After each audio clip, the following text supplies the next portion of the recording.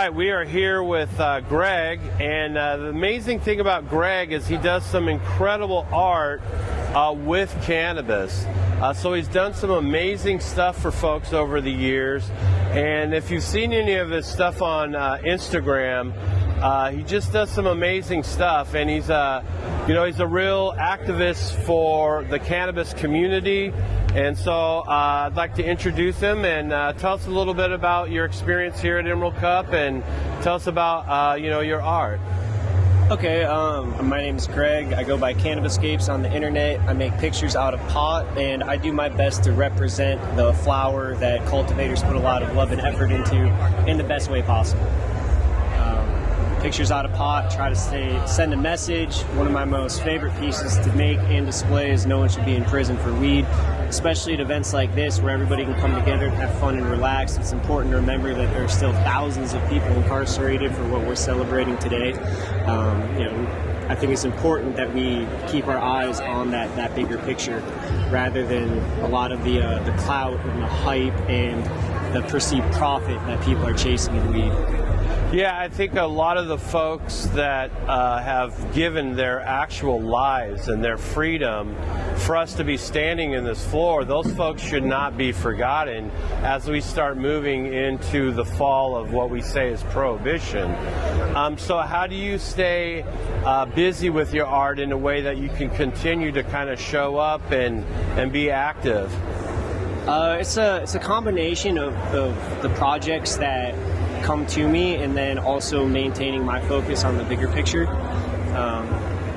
There's a lot of interest in getting custom logos done for brands, but a lot of them especially that are coming online now, don't necessarily align with what I want to represent and with what the companies that I've already worked with represent. Because the people that I've worked with are legends in the game. They have served their time. They have been multi-generational cannabis farmers. Before it was cool, before it was popular, before it was anything you could even talk about, these guys were doing it up in the hills, and that's who I want to support and represent. So the difficult thing nowadays is new states coming online, new brands coming online, a lot of people with money and flash and connections to people that we might think are famous or noteworthy or influential.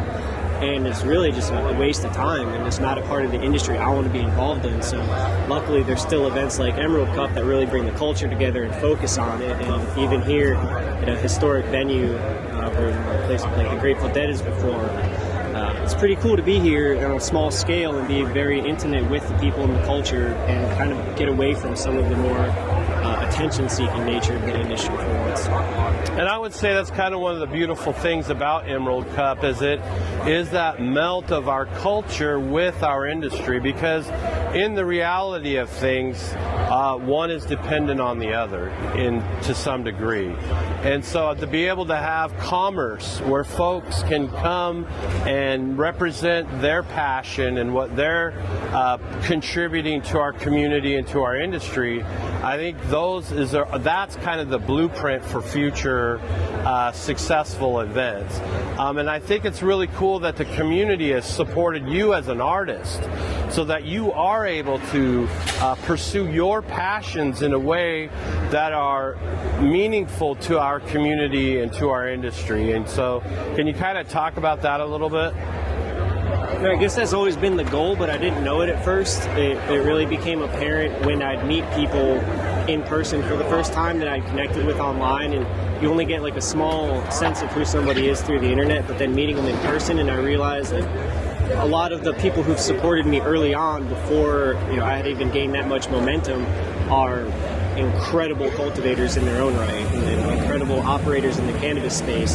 And being able to meet them in person, I'm like, oh shit, like, fanboy. Yeah, like you're super legit and you're hitting me up for stuff. So I've been very fortunate in that the projects that have come to me and the people that I've been introduced to through the plant have been very influential on keeping me on task. And especially in California and the further south you go, the harder it is to maintain a focus on like the long-term goals, and the easier it is to get caught up in the flash and the distractions. And again, I'm fortunate that the people up on this wall are all very humble, hard-working people, and they keep me grounded and keep me focused on what I should be presenting, which is the plant, advocacy, and access for more people. it's honestly not even about me. It's really about the flower that I'm using and the people that create that. And if I can be a conduit to start a conversation about it, cool. I agree. Well, thank you very much for your time. Please shout out everywhere that people can find your art and find you.